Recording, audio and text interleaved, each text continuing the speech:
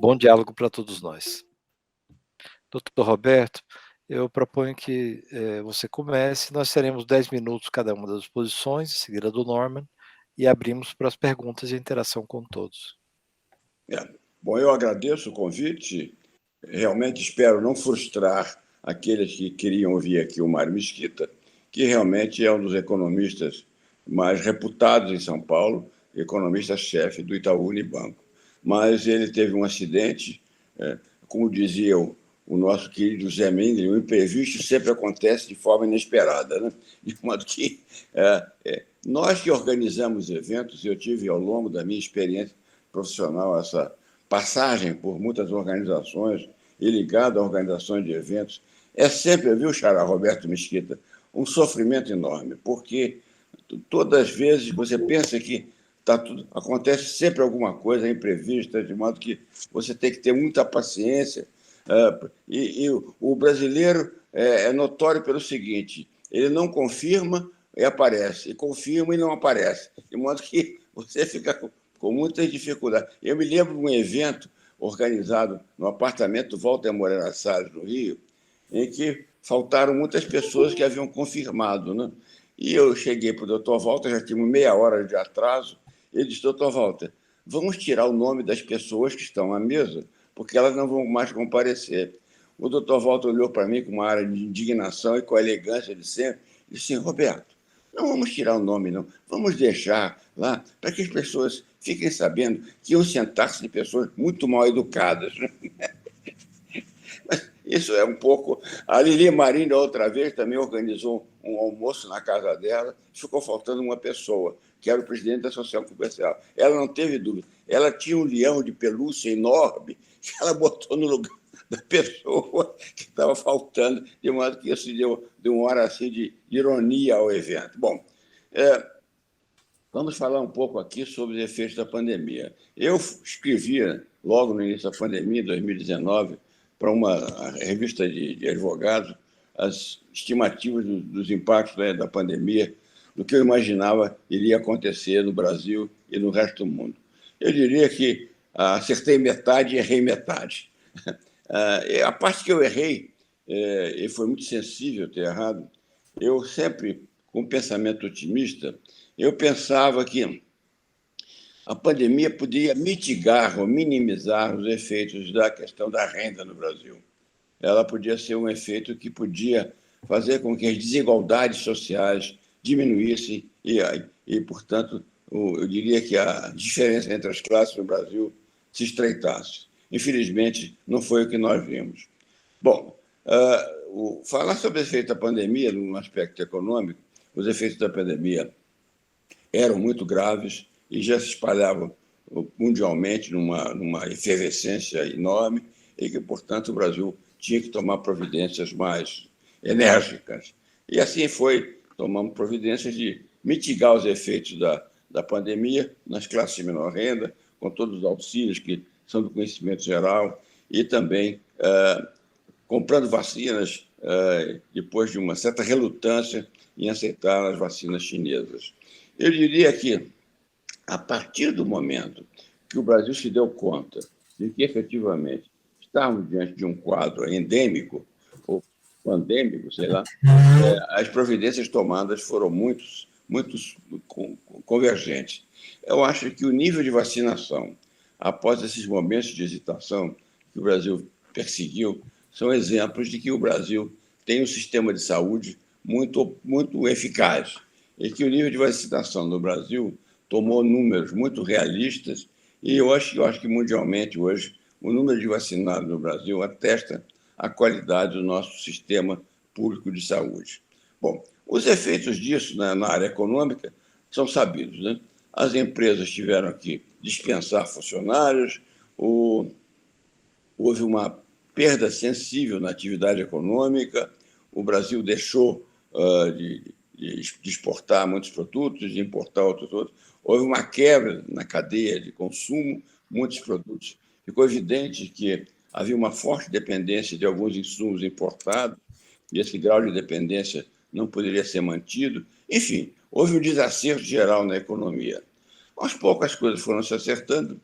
Mas eu diria que, do ponto de vista econômico, aí na minha visão e dentro da linha do nosso encontro, eu diria que o efeito mais negativo foi na inflação. Eu vou dizer por quê. Eu e muitos outros que lutamos, como foi feito pela apresentação do Roberto Mesquita, na minha vida de profissional, durante, sei lá, 50, 60 anos, eu estive sempre lutando pelo mercado de capitais como um instrumento fundamental para o desenvolvimento econômico. E nessa luta, a luta, em certos momentos, foi uma luta muito difícil, porque concorrer com os títulos públicos e títulos privados, oferecendo uma renda garantida, com liquidez e, no maior caso, com segurança, a níveis bem acima da inflação, tornou a concorrência entre títulos públicos e títulos privados, principalmente os de renda variável, quase impossível. No livro que eu escrevi, que o Roberto mencionou, Valeu a Pena, foi um livro de 2018, que a editora FGV do Rio editou. Eu faço uma comparação entre 1997 e 2016, entre os rendimentos dos títulos baseados no Ibovespa e no CDI. Quer dizer, se uma pessoa tivesse investido R$ 1.000 em 97 e os liquidasse no final de 2016, esses R$ 1.000 representariam R$ 14.000. Esses mesmos R$ 1.000 investidos em títulos públicos atrelados ao CDI representariam R$ 42.000. Quer dizer, nesse período de 17 anos, um pouco mais, quase 20 anos, o rendimento dos títulos públicos foi 3 vezes maior que o título privado. Portanto, criou uma concorrência totalmente desleal para os mercados de renda variável, venda de ações concorrerem com renda fixa. O Brasil era visto como um país dos rentistas, né?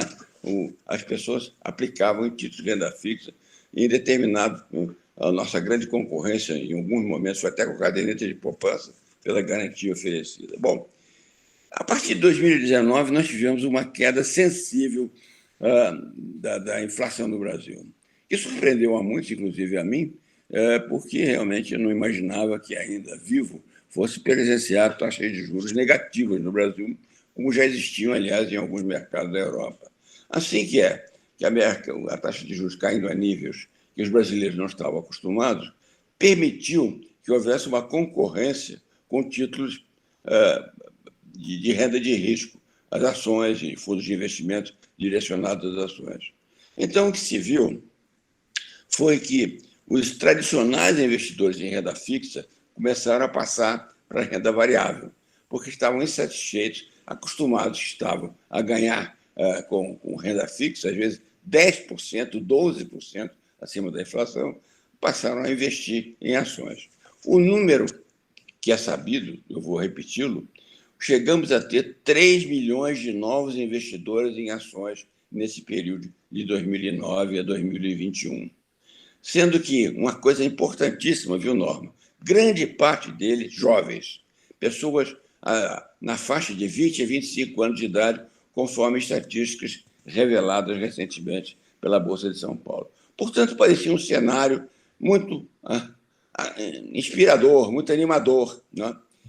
Que nos dizia, finalmente, vamos ter o mercado de capitais como um instrumento potente para capitalizar as empresas. E assim foi. Só para que vocês tenham uma ideia, no ano passado, 2021, nós tivemos quase 150 bilhões de recursos mobilizados pelas emissões, pelos chamados IPOs, Initial Public Offering de ações. Infelizmente, a inflação voltou. Por que a inflação voltou e com tanta volúpia? Estamos hoje, novamente, bem acima da taxa prevista pelo Banco Central, estimada pelo Banco Central, né? Até com previsões de, talvez até meados do ano, final do ano, a taxa de juros no Brasil chegar novamente a 12%. Isso, eu que sou obrigado a acompanhar esse mercado, o menos que eu queira, periodicamente, nós estamos vendo que todos aqueles que tinham direcionado sua poupança para o mercado de risco estão voltando atrás. Eu não preciso falar que um público tão seleto como esse, que a inflação ela tem um efeito extremamente perverso, não só nos aspectos monetários, fiscais, etc. Por quê? Nós convivemos isso, né, Norma? Eu acho que a inflação é muito nociva porque, para as pessoas, elas obrigam as pessoas a ter um horizonte temporal muito curto. A inflação, ela encurta o horizonte das pessoas. Por causa da inflação e dos prazos cada vez menores, as pessoas olham com muita incerteza o futuro. Quer dizer, a inflação é extremamente nociva para uma visão positiva. A inflação ela afeta a previsibilidade. Você fica com a incerteza. Você não tem certeza do valor da moeda. Veja bem, uma coisa muito interessante, é um passante que eu vou passar aqui, porque também não tenho competência para conversar mais em detalhes a respeito, essas cryptocurrencies, as moedas escriturais que estão aparecendo. Veja bem, a minha escola, quando eu comecei em 1958 na Deltec, como é que você analisava o investimento? Você analisava o investimento olhando, fazendo uma projeção futura de como o rendimento dessa empresa ia se comportar, com todas as previsões, fazendo um desconto na taxa de juros e ver o valor presente e cotejando com outras alternativas de investimento. Isso era a maneira que você usava para projetar, para trazer ao valor presente uma série de rendimentos futuros, e aí você comparava qual é que está oferecendo hoje com o que eu poderia ganhar nesse determinado papel. O que nós estamos vendo é a perda desse referencial, por duas razões. Primeiro, você não tem como projetar. As projeções ficam muito difíceis. Segundo, já tem havido, ouviu, Norma? Isso é uma coisa que nos atormentou muito durante muitos anos, já tem havido conversas sobre o retorno da correção monetária. Quer dizer, o que é a correção monetária? A correção monetária, lembrando aqui, eu já estou ocupando tempo demais, mas eu fui aluno do professor Bulhões e convivi com ele durante o período inicial da CVM, como ele está fazendo. Veja bem, a correção monetária foi um invento do Otávio de Bulhões para que os títulos públicos pudessem concorrer com os títulos privados. Porque os títulos públicos, em 1965, quando foi feita a lei do mercado de capitais, não tinham a menor competência para concorrer com os títulos públicos, que estavam totalmente desmoralizados. Eu, na minha sala aqui em São Paulo, tenho vários títulos públicos que estão emoldurados. Eles viraram uma relíquia de colecionadores, porque não pagavam, não resgatavam, etc. Então, Bulhões, vamos emitir títulos, as obrigações reajustáveis do Tesouro Nacional com correção monetária. Só que a correção monetária virou uma praga e aí foi para a caderneta de poupança. O meu sogro, quando era vivo, chegou um dia para mim e disse assim: Roberto, ele tinha uma casa financiada pela Caixa Econômica. Eu estou muito triste, a correção monetária está muito baixa. Mas eu digo assim, mas do outro lado, você está recebendo muito do outro lado. Quer dizer, as pessoas queriam ter o sonho de ganhar mais e pagar menos na correção monetária. Essa equação não fechava.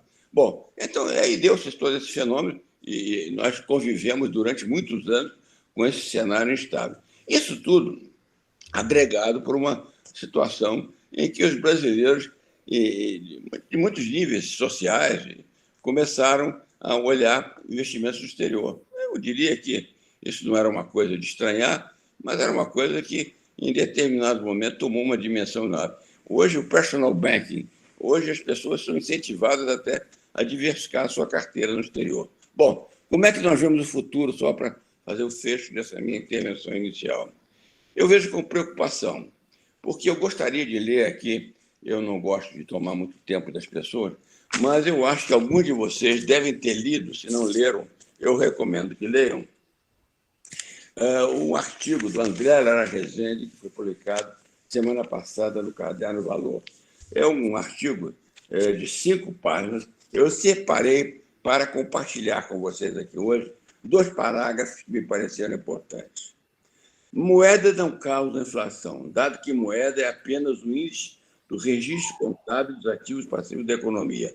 É o aumento dos preços que, por definição, obriga o aumento dos valores monetários.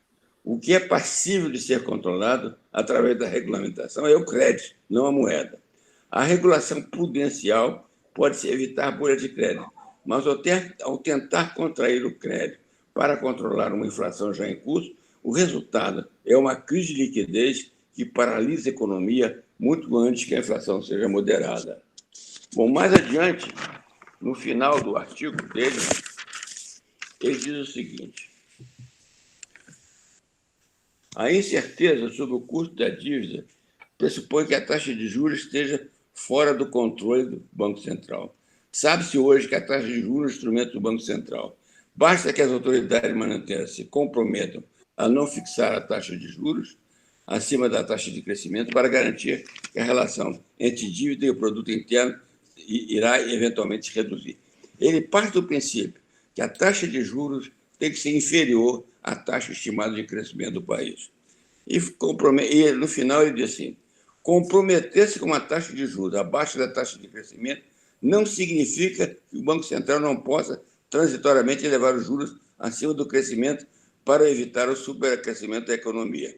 Basta que a taxa média ao longo do tempo não exceda o crescimento. O fato que a taxa de juros é um instrumento do Banco Central não significa que não haja limite para que a sua fixação, se fixada acima do crescimento por um período longo de tempo, irá provocar desequilíbrio fiscal, concentrar a renda e dar à dívida pública uma trajetória insustentável. Se fixada por um período prolongado, muito abaixo da taxa de crescimento, irá provocar inflação de ativos e desequilíbrio do balanço de pagamento, pois a inflação de ativos nos países sem moeda reserva tende a ser seguida por uma crise financeira com fuga de capitais. Bom, então, isso está colocado para discussão. Ele tem sido muito controvertido, esse artigo. Foi pena que o Mário Mesquita não estivesse aqui conosco hoje para debater esse assunto. O fato é que a inflação atual, inicialmente justificada pelo Banco Central como uma quebra na cadeia, porque os períodos da pandemia provocaram um desacerto nas cadeias de produção e também nos produtos importados. Portanto, eles entendiam, e além das fatos sazonais da agricultura, que provocaram um aumento substancial dos preços agrícolas, eles entendiam que, uma vez superado esses problemas de readequação da economia a esses novos fluxos de recursos e a reprogramação das cadeias de suprimento, isso faria com que a inflação baixasse. Infelizmente, não é o que nós estamos vendo. Portanto, se já não bastasse tudo isso, essas diferenças de opinião sobre qual é o melhor instrumental, se é um instrumental tradicional de aumentar a taxa de juros ou se existe qualquer outro, nós temos uma situação que eu não me lembro nos últimos 40 anos, talvez o Norman, que é 2 meses mais moço que eu, possa se lembrar. Quer dizer, nós estamos vendo pela primeira vez, amigos e amigas, os Estados Unidos, depois de 40 anos, com a taxa de inflação elevada na casa dos 8%. Estimava-se, muitos economistas estimavam, e o Luiz Alberto está aqui, Machado, mas não me contrariar, achava que realmente nós íamos conviver ad eterno com taxas de inflação baixa. E o que nós estamos vendo é que a velha senhora voltou com toda a impotência, toda a sua potência. Enfim, essas são as minhas colocações iniciais. Eu lamento dizer que tinha combinado com Cacilda colocar no meu tombstone, na minha égide do cemitério, livrei-me da correção monetária da inflação. Infelizmente, vou ter que repensar o assunto mais uma vez. Obrigado. Doutor Roberto, muito obrigado pela colocação sempre lúcida, inspiradora. Norman, agradeço agora também sua contribuição e aí seguimos para o debate. Bom, eu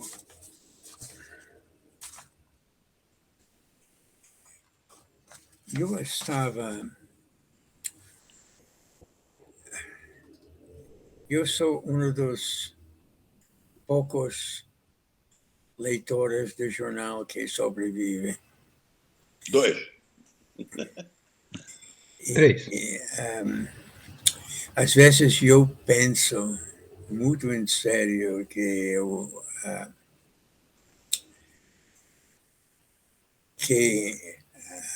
se não havia jornais responsáveis, o que temos aqui em São Paulo.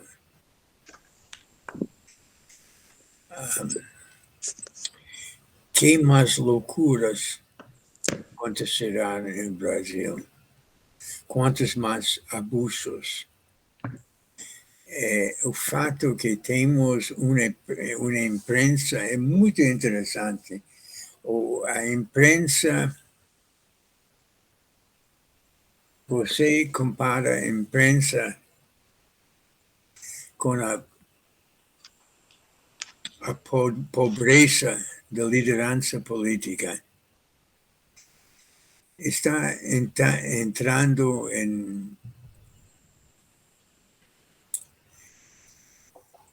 em terreno movediço,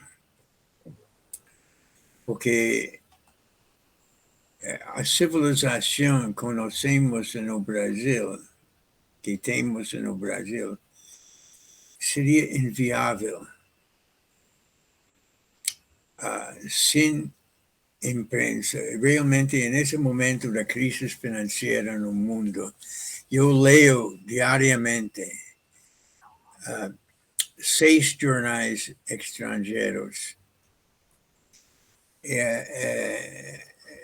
The New York Times, the Wall Street Journal, the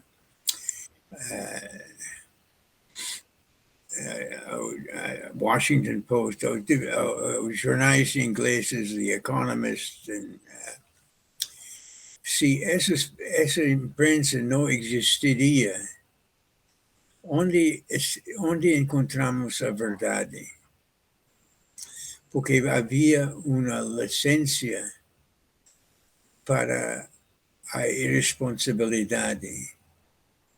E os jornais cobram de cada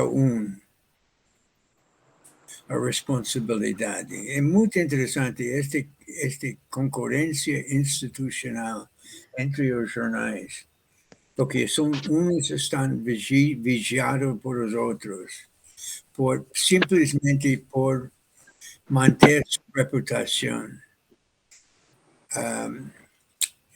Eu vou falar sobre outra coisa agora. Roberto me inspirou um pouco nisso, mas eu vou falar sobre o balanço mundial nas finanças. Havia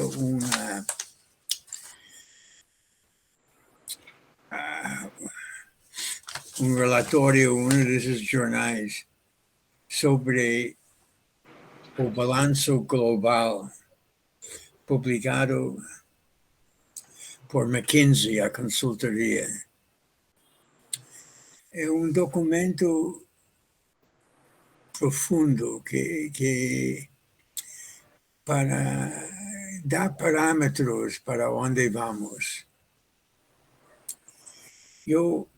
Este documento está disponível no Instituto, que podemos mandar por e-mail para quem interessa.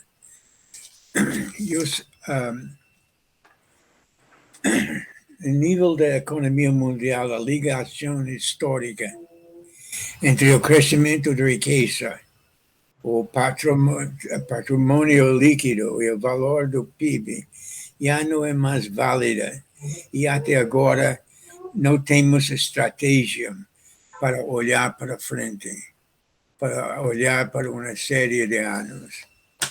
Então, falamos de uma falta de regras claras.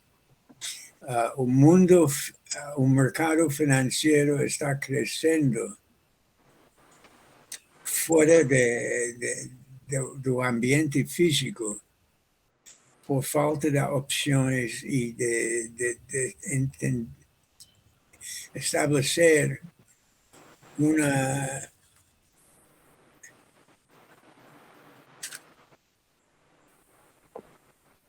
oportunidades que vai além do mercado formal. O crescimento econômico foi lento nas últimas 2 décadas, desde 2000. nas economias avançadas, mas o patrimônio, do Brodel. mas o patrimônio líquido que acompanhou o crescimento do PIB por muito tempo disparou em cima como fator independente. Essa divergência emergiu quando os preços ativos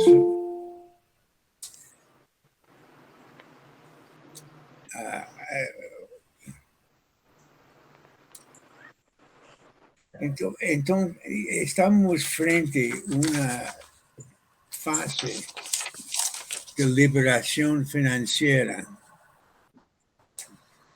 que não tem parâmetros muito claros e regras muito claras.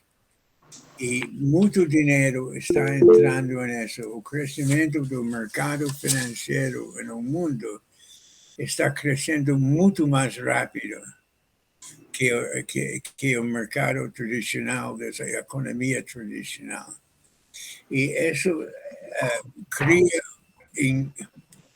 incógnitas e também oportunidades perversas para pessoas que querem aproveitar disso e de falta de regras que está colocando desafios novos para nós.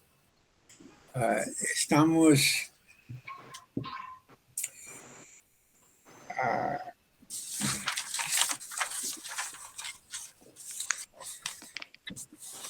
o dinheiro barato em resposta a um deslocamento financeiro gigantesco, embora não tenha gerado inflação de preços de mercadorias, pode ter contribuído para aumentos em preços dos ativos, afrouxamento de políticas monetárias após crise financeira de 2008 e 4 décadas da queda das taxas de juros andaram de mãos dadas com o aumento dos preços de ativos.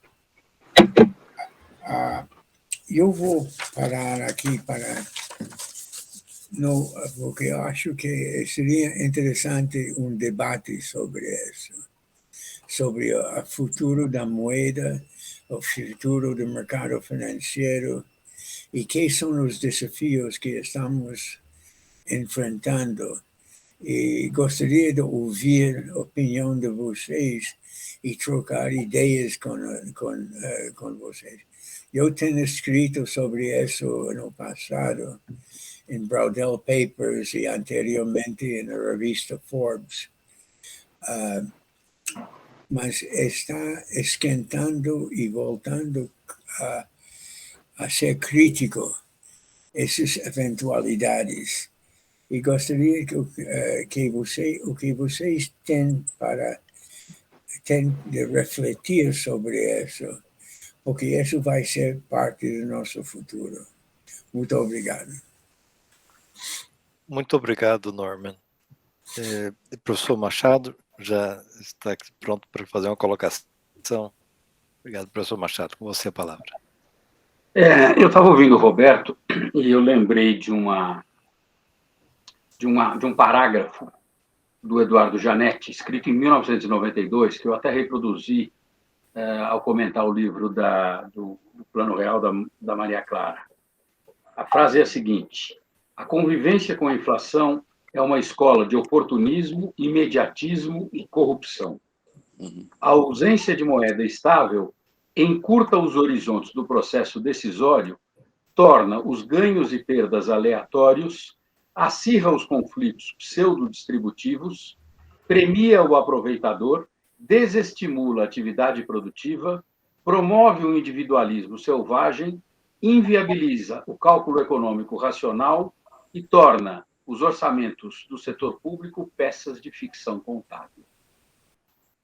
Não há dúvida de que naquela inflação elevadíssima que nós convivemos durante muito tempo, só que era um retrato do país. Quando o doutor Roberto falou, Machado, você que achou que agora a coisa ia ser, isso aqui era passado, eu sempre fiquei com uma pulga atrás da orelha, porque eu achei que a cultura inflacionária jamais desapareceu no Brasil. Você teve alguns preços que continuaram sendo calculados com base, por exemplo, no preço dos aluguéis. Era numa proporção completamente desproporcional com a inflação aí corrente nos últimos anos. Então, agora, quando ela volta, essa preocupação, claro que aumenta. Eu só não sei se já é para ligar o alarme ou se o alarme só deve ser ligado com a permanência da inflação, vamos dizer assim, em 2 dígitos por um determinado período mais longo.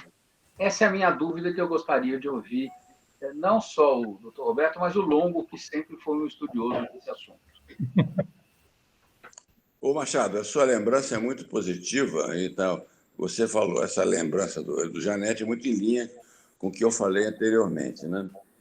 Realmente, alguns companheiros meus comparam a inflação com a questão da ingerência do álcool. O sujeito, para se curar do alcoolismo, não pode tomar uma gota de álcool sequer. Se ele tomar uma gota de álcool, eu tenho amigos que foram alcoólatras e já fomos várias vezes em restaurantes, eles não só tomam água tônica ou guaraná. Eles não e foram bêbados assim de cair no meio-fio. Quer dizer, a inflação é um pouco isso, né, Machado? Quer dizer, uma vez que se acostuma, as pessoas começam a aumentar o preço porque elas acham que a inflação deve estar construída, como você disse, na mentalidade de muitas pessoas. Nós temos uma cultura vestida inflacionária, de modo que, diferentemente dos países ocidentais, a inflação não é um fator preponderante do cotidiano de cada dia. Eu só queria, depois de passar a palavra ao Carlos Alberto, lembrar o que o Norman falou. Eu acho que o papel da imprensa, malgrado as críticas que muitos órgãos de imprensa sofrem, às vezes exagerados, outros não, mas eu acho que eu tenho salientado muito, o Brasil não se deteriorou muito mais, está numa posição onde as instituições funcionam razoavelmente bem, graças à imprensa. A nossa imprensa é muito diligente, muito combativa, muito investigativa. Eu acho que você faz bem em lembrar isso, porque é uma coisa que nós não podemos esquecer. E voltando ao ponto anterior das suas colocações, quer dizer, olha cryptocurrencies, por que as pessoas estão comprando tantas coisas? Quer dizer, por que você compra um Bitcoin? Baseado em que fator? Ele vai se valorizar. Mas vai se valorizar por quê? Como é que você pode projetar o valor futuro de uma moeda onde você não tem referenciais para se basear? Quer dizer, na minha idade, eu sou um investidor de renda fixa, porque eu já estou na fase com o pé lá do outro lado. Mas eu acho que vejo gente jovem aí botando 10%, 20% do seu patrimônio em moedas, criptomoedas. Eu realmente não consigo entender. Escapa meu conhecimento. E até os bancos centrais estão pensando também em emitir moedas não lastreadas. De modo que é realmente uma coisa... você pode argumentar, mas o ouro também era, de uma certa maneira, uma moeda que tinha essa mesma... Sim, mas o ouro, de uma maneira ou de outra, tinha utilização industrial, servia para joias, então, acumulação de poupança. As cryptocurrencies, eu acho que, como não tem regulação, como você mencionou, eu acho que estamos diante de alguma coisa muito complexa e que eu não sei qual vai ser o destino futuro. Eu acho que alguma regulação vai haver e eu acho que os ganhos poderão ser rapidamente consumidos. Carlos Alberto, fala. Posso falar? Eu estou assistindo aqui, não achei que fosse ter uma participação tão relevante, uma vez que esperava realmente uma aula de professores de finanças, especialmente conjuntural. O Roberto Teixeira me deu uma visão bastante estrutural, mas do mercado estritamente financeiro. A minha especialidade não é finanças, eu fui criado na academia, na área fiscal, tributária, e, obviamente, depois da passagem pelo mercado, empresarial, me tornei mais voltado para questões de natureza econômica, lato sensu.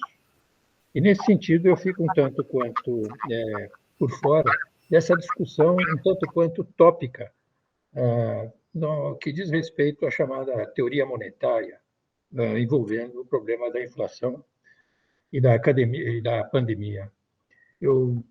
Esse artigo que você mencionou, do André Lara Rezende, eu li com calma, 4, 5 laudas daquela seleção do fim de semana do Valor, e eu não entendi praticamente nada daquilo. É uma coisa que fica se repetindo, mas infinitamente, misturando teoria monetária quantitativa, teoria de custo, expectativas inflacionárias. É uma espécie de um resumo de um trabalho intelectual de uma pessoa com conhecimentos profundos de teoria e, inclusive, de sociologia. É um homem bastante preparado. Mas essa insistência dele, teimosia com esse assunto, me parece um tanto quanto acadêmica. A realidade nossa, que é mais ou menos o que todos nos preocupamos, o Brodel, inclusive, em particular, tem a ver com alguma coisa que eu chamo de sistema de governo. Até que ponto essa cópia que nós fizemos há 200 anos do sistema presidencialista, nós e toda a América Latina, isso funciona. Falarmos de inflação sem falar em governabilidade, me parece que nós estamos, de certa maneira, tratando de uma coisa importante, mas que tem a ver com os efeitos. Resultado é um problema que tem que ser resolvido através do crescimento. Com estagnação não se resolve absolutamente nada. E para isso nós temos que discutir o que significa esse nosso regime de governo. É uma questão complicada. Daí nossas experiências. Voltamos à democracia, concordo com o Roberto Teixeira. As instituições estão consolidadas, mas a governança absolutamente não está. Hoje nós estamos vivendo um parlamentarismo branco. O presidente claramente já não tem mais autoridade. A mesma coisa aconteceu com a dona Dilma e a mesma coisa aconteceu com o Collor. Isso num período assim de 30, 40 anos. É uma coisa que, de certa maneira, confirma a dificuldade de levarmos adiante um regime onde você tem que discutir uma legitimidade dual entre o presidente e o Congresso. Um é eleito diretamente pelo povo, o outro é eleito claramente também pela forma direta, mas é nosso representante. Cada um deles tem a sua legitimidade. Agora, com esse sistema pluripartidário, infinitamente diversificado, é um sistema eleitoral que também está, de certa maneira, relacionado com o sistema de governo.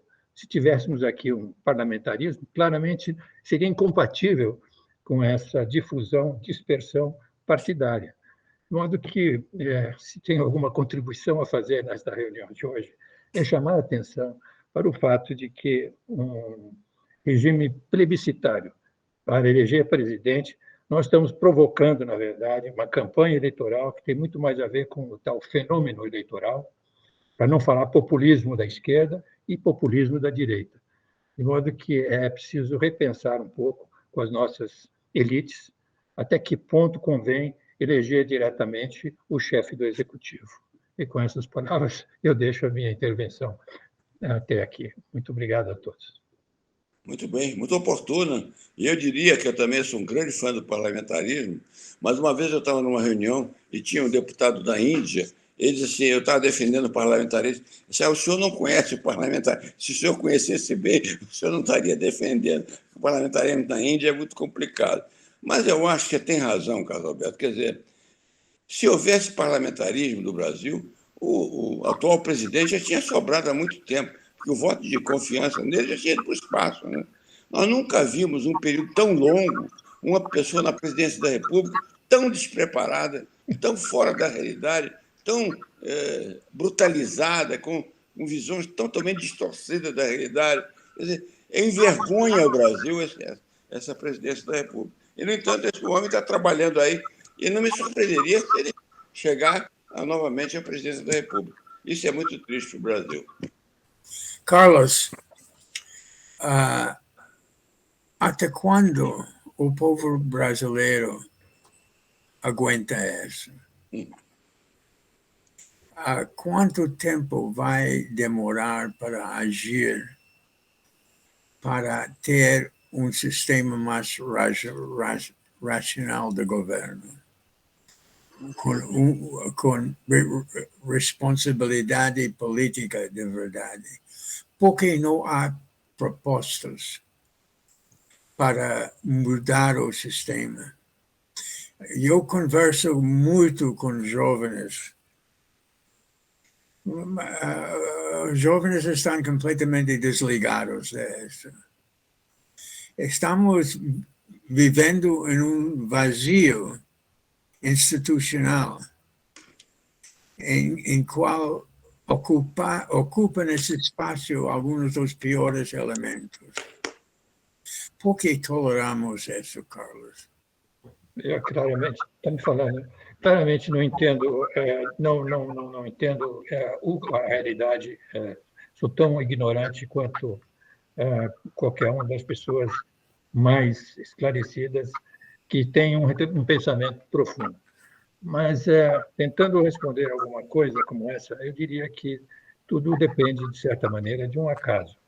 Podemos, como instituições que estão aí, fazer 2, 3 eleições, eventualmente, por sorte, chegar a um estadista. Tivemos estadistas no passado, Fernando Henrique, tivemos Juscelino, enfim, pessoas que, de fato, estavam voltadas e preparadas para exercer um cargo.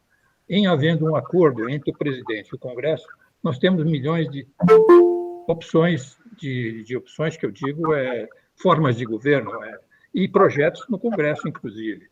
É uma questão, claramente, de formar a opinião pública.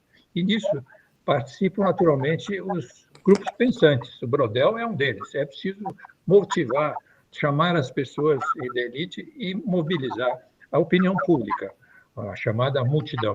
Mas agora, como é que isso pode ser feito? Quando nós não temos mais imprensa, quando agora é tudo feito em cima da internet, é realmente um assunto bem mais complicado do que aquele que nós conhecemos há 40, 50 anos atrás.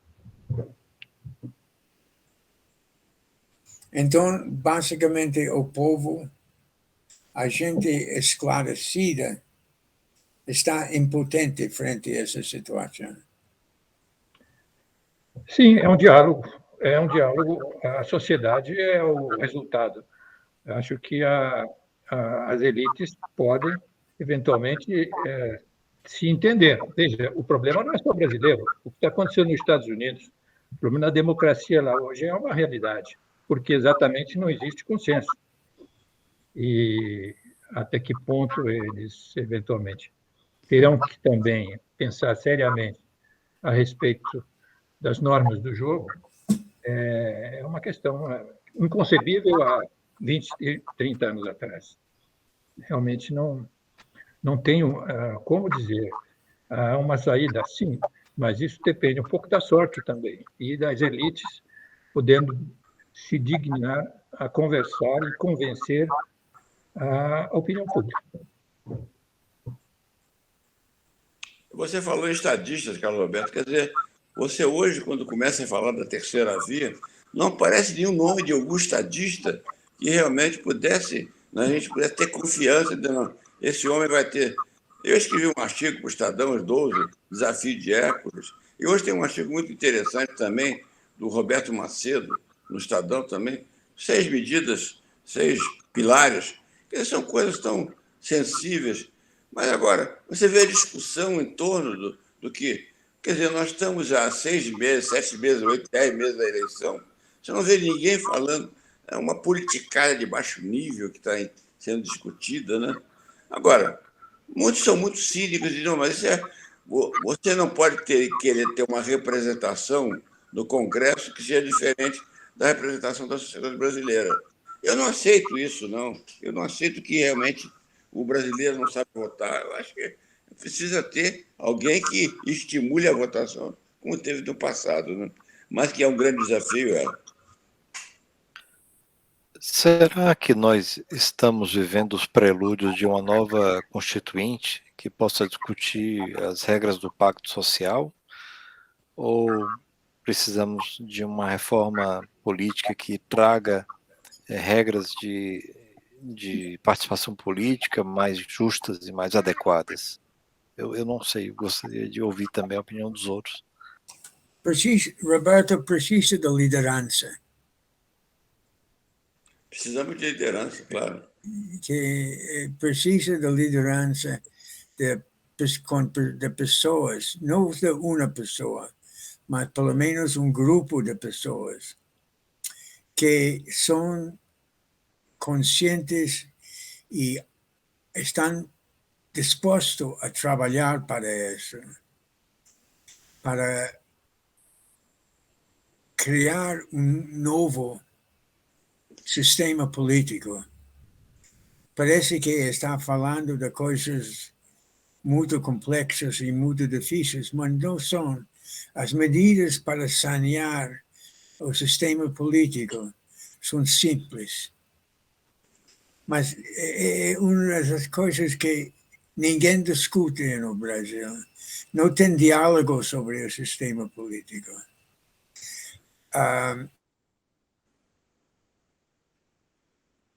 Sim, é uma verdade. Nós não temos intermediários. A sociedade civil hoje está difusa nos aparelhos eletrônicos. Cada um agora emite sua opinião e os nossos representantes, de certa maneira, se sentem isolados. Mas pode-se admitir que as circunstâncias permitam, eventualmente, um entendimento.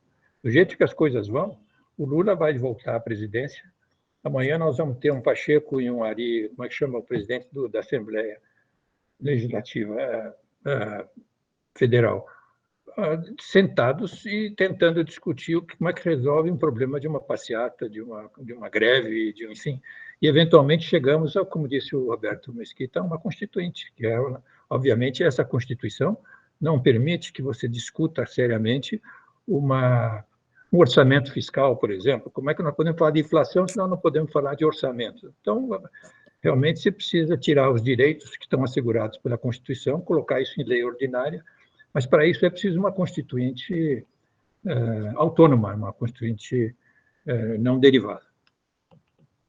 Agora, Carlos Alberto, quem é que vai constituir a constituinte? Desculpe a má formulação. São os deputados atuais, com a qualidade do Congresso que nós temos, só se fosse um nível de pessoas sábios que foram destacados da sociedade, né? Pessoas de saber notável e reconhecido, podiam formar uma constituinte com o Congresso que nós temos hoje seria um desastre, né? Os interesses corporativos no Brasil, nós sabemos disso, são muito fortes, né? Eu vejo pequenas coisas que você está cuidando no dia a dia, como os interesses individuais são prevalecentes. As pessoas, todos são favoráveis à reforma, desde que não afete os seus interesses. Vamos mudar, sim, mas o meu não pode mudar. Aí não dá, né? Todo mundo tem que ceder, mas na hora de ceder, ninguém quer ceder. O tema da Constituinte tem me feito pensar justamente que nós, no deserto de lideranças que enfrentamos já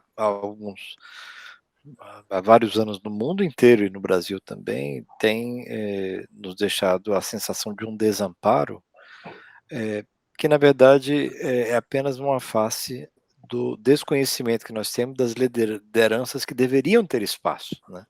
Nós não conseguimos identificar essas lideranças, né, e dar voz, né, por justamente a pressão corporativa de diversos organismos. Mas, para voltar ao tema do seminário, né, essas grandes transformações, por exemplo, econômicas, né, como diante da pandemia, as respostas dos governos começaram a pensar não somente no futuro pós-pandemia, mas no futuro precipitado por elas. E o José Roberto Mendonça de Barros trouxe, claro, de novo, nessa análise aberta e evolutiva, o exemplo da Europa, né? Quando se começa a pensar, por exemplo, decisões estratégicas, né, que vão apontar para o crescimento de forma sustentável, levando em consideração uma nova ordem climática, só para dar dois exemplos, né, do elemento energético do aquecimento global, né?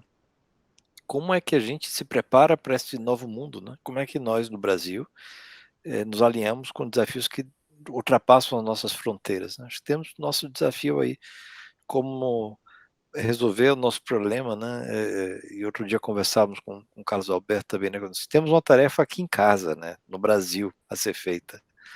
Mas a sintonia tem que estar com o resto do planeta, né? Então, O Norma citou muito bem o trabalho que o Brodel fez, e eu não sei se todo mundo reconhece, que é o Círculo de Leituras e os jovens que são treinados nesse círculo de leituras. Eu acho que isso é um exemplo a ser seguido, porque eu vejo um pouco nas diferentes instituições que eu fundei ou que eu participo até hoje, institucionais, há uma carência enorme de jovens. Os jovens não se interessam por participar desses grupos, desse tipo de discussão. Eles acham que estão perdendo tempo, entende? Quer dizer, você tem uma nova geração que poderia muito bem estar discutindo isso e está totalmente isolada e não quer. Como é difícil motivar os jovens a discutirem coisas como essa.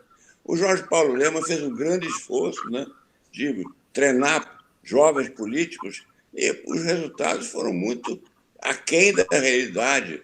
Quer dizer, ele imaginava, conversamos sobre isso, que ia ter uma resposta muito maior de gente jovem se interessando pela política. Mas aí, a política é um jogo sujo, eu não vou me sujar, é impossível, não vou perder meu tempo. Quer dizer, então, esse é um problema fundamental. Sem ter jovem, é uma população, nós estamos numa geração que já deu o que tinha que dar, se é que deu, mas eu acho que nós temos que motivar os jovens a se interessar pela política. Eu tenho visto, eu trabalho muitos anos na América Latina, eu tenho visto espontaneamente lideranças se formam, se organizam, começam com grupos pequenos e trabalham para isso. E vão para outra cidade. Uma das coisas mais curiosas do Brasil é que você sai do eixo Rio-São Paulo, você não veja realmente muita atividade política, não tem grupos, não tem pensamento.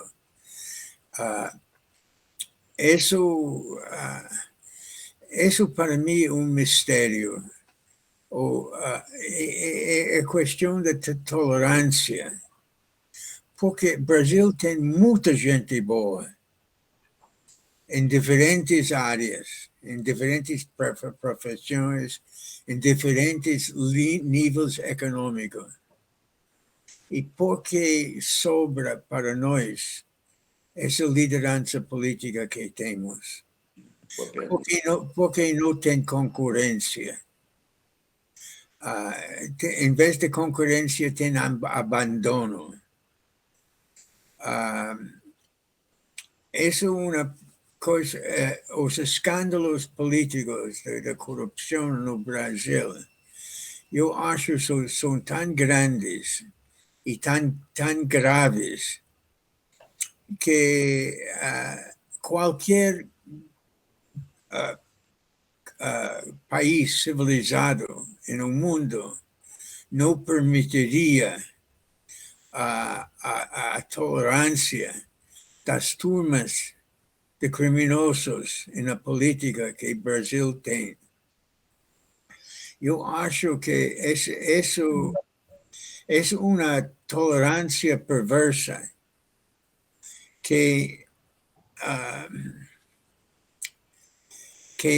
basicamente apaga qualquer impulso criativo na política. E eu não sei por que não vejam os brasileiros, porque não vemos essa ligação, que tem gente correta no Brasil, tem gente criativa no Brasil, até muito criativa. E por que sobra o aparato político para o tipo de gente que temos? Isso Isso para mim é um mistério, mas um mistério não ventilado, não discutido. E a gente tem que começar a discutir isso e achar gente que estão que valorizam os mesmos valores. E essa gente existe. Eu não. Por isso trabalhamos com os jovens. E uma das coisas que mais me chamam a atenção, trabalhamos muito na periferia.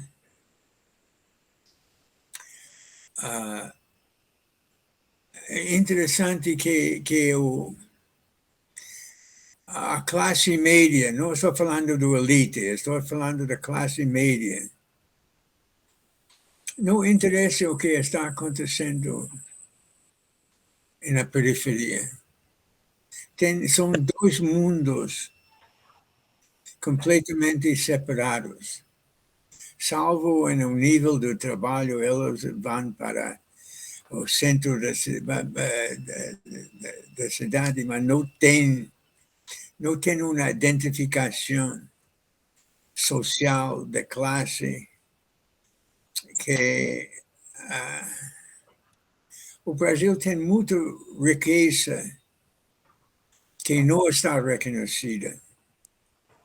Norman, eu peço desculpas por lhe interromper, mas nós concluímos o nosso tempo e eu não gostaria de exceder o nosso prazo, o nosso período combinado, mas eu queria destacar como é importante e inspirador que você tenha trazido o tema da juventude ao final, né? Dr. Roberto, que você tenha também trazido o círculo de leitura, porque é de fato aí que está a construção de um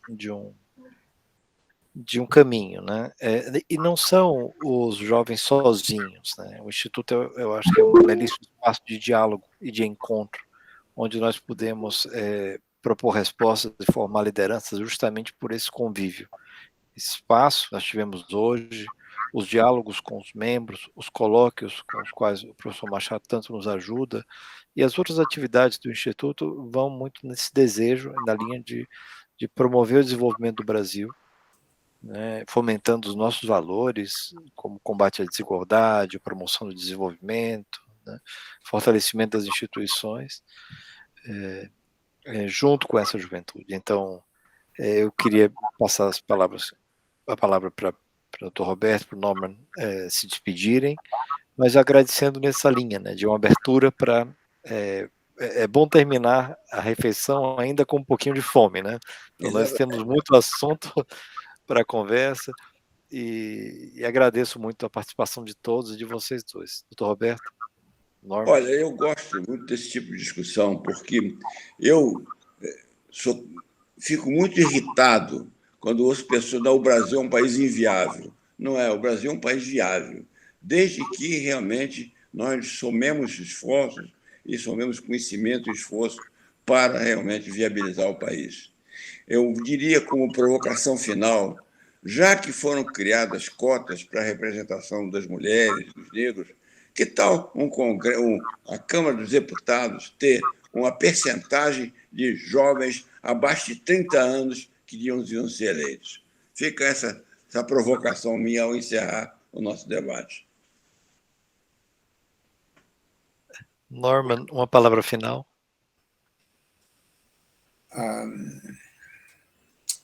Não, eu acho que está claro. Eu acho que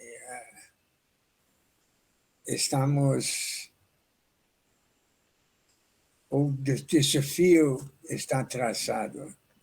É difícil de articular a organização do esforço, mas é possível. Falta 3, 5, 10 pessoas para fazer isso. E realmente os grandes movimentos começam com grupos pequenos, procurando afinidades com outros grupos, que dizem que uma situação que existe é inaceitável. Então, é para nós tomar essa decisão. O que é aceitável para o Brasil? O que não é aceitável para o Brasil? Muito obrigado, Norman. Terminamos com a palavra profética, né, da indignação, mas da alegria também de estarmos juntos. Até o próximo encontro. Muito obrigado. Boa noite a todos. Boa noite. Boa noite.